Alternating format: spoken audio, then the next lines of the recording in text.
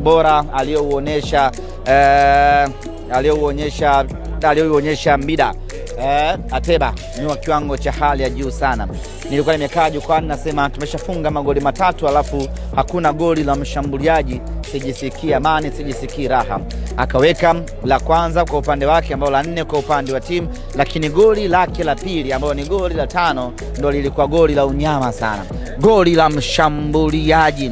Goli kama lile ungetegemea ulione kwenye mechi kama ya jana hivi ya Paris Saint-Germain na Arsenal. Yani magoli yanafungwa kwenye usiku wa Ulaya, ndio limefungwa hilo. Alichukua mali, akaangalia kipa alipo, akaweka posti ya mbali kunyavu. Ni goli ambalo linabeba thamani kubwa sana kwenye mchezo wa leo, na ni goli ambalo linawakumbusha watu kwamba huyu ni Lionel Ateba. Ubora wake unaweza ukapungua tu, lakini hauwezi kushuka kwa sababu ni mchezaji ama mshambuliaji mwenye uwezo mkubwa.